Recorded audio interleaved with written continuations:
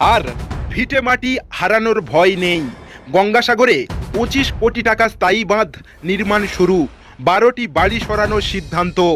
Super cyclone Amphan ও ইয়াসের মতো ভয়াবহ প্রাকৃতিক দুর্যোগের ক্ষত এখনও ভুলতে পারেননি সুন্দরবনের মানুষ। প্রতি বছর বন্যা ও নদীবাঁধ ভেঙে চাষের জমি থেকে শুরু করে ঘরবাড়ি সব কিছু জলমগ্ন হয়ে যায়, বিশেষত দক্ষিণ 24 পরগনার গঙ্গাসাগরের বঙ্কিমনগর ও সুমতিনগরে। এই ভয় অনিশ্চয়তা থেকে মানুষকে স্থায়ী সুরক্ষা দিতে রাজ্য সরকার নিয়েছে এক ঐতিহাসিক পদক্ষেপ।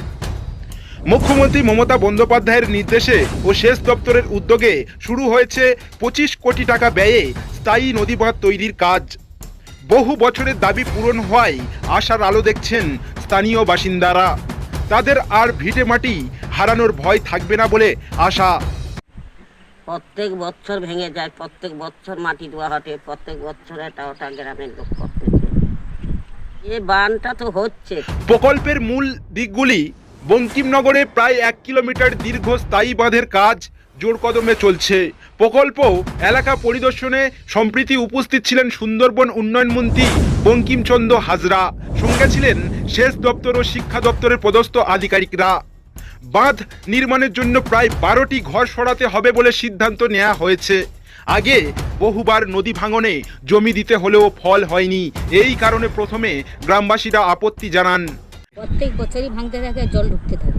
ওই স্কুলে থাকি, আমাদের এখানটায় প্রাইমারি স্কুল আছে, স্কুলে থাকি। সরকার থেকে খাবার দেয়, আমরা খাই। আর 10 দিন যখন বন্যা হয় 3 মাস ছিলাম ওইখানটায় যে মন্দির আছে, মন্দিরে স্কুলে ওই 2 জায়গায় ছিলাম। চলছে মানে এই ভরাট যেইগুলো পূর্ব এটে ছিল সেইগুলো ভরাট হচ্ছে, মাটি টাটি ইয়ে থেকে তুলে, নদীর পাশ থেকে তুলে। সেটা কি করে বলবো, সেরকম ঠিকঠাক যদি বান করে তাহলে সেরকম, তাহলে ভাঙন তাহলে আটকাবে। চাইবো কি, আমরা বলছি ওই যে বান হচ্ছে হোক, কিন্তু অতটা করে জায়গা দিলে আমরা যাব কোথায় বলো? 6 বিঘা 5 কাঠা করে জায়গা নদীর ওপাশে থেকে গেছে, অনেকটা করে জায়গা। মানবিকতার অঙ্গীকার। মন্ত্রী নিজে গ্রামবাসীদের সঙ্গে সরাসরি কথা বলে তাদের পুনর্বাসন, ক্ষতিপূরণ এবং সুরক্ষার আশ্বাস দেন।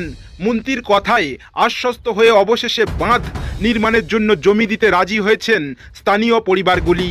সম্মতিক্রমে 1 কিলোমিটার যে পার্মানেন্ট বাঁধ হবে তার আজকের আমরা লাইন দিলাম, এবং এখানে কিছু ঘর প্রায় 12টির মতন হতে পারে ঘর তাদের শিফট করতে হবে। তাদের জন্য সেই ব্যবস্থা লোকাল প্রধান, উপপ্রধান সাহেব বিপিনবাবু এখানকার স্থানীয় মানুষজনদের সাথে কথা বলে তিনি ব্যবস্থা করেছেন। এবং আমাদের সরকারের তরফ থেকে আমরাও প্রতিশ্রুতি দিচ্ছি যে আরও কয়েকজন, এখানে আমাদের বাবু রয়েছেন, আমাদের আমাদের কমল বাবু রয়েছেন, আমাদের সুখদেব বাবু রয়েছেন, এখানকার যারা নেতৃত্ব দেন তারাও ছিল। তাদের সাথে গ্রামবাসীদের সঙ্গে কথা বলে আমরা স্থির করেছি যে গ্রামবাসীর কোনো ক্ষতি হোক এটা আমরা চাই না। আমাদের সেচ এবং জলসম্পদ দপ্তরের মাননীয় মন্ত্রী পরম শ্রদ্ধেয় শ্রী মানস ভূঁইয়া মহাশয়ের আন্তরিক তার সহযোগিতায় আজকের বঙ্কিমনগর এবং সুমতিনগরে যে আমাদের পার্মানেন্ট নেচারে যে কাজ করবার জন্য যে অর্থ বরাদ্দ করেছেন তার পরিমাণ 25 কোটি টাকা।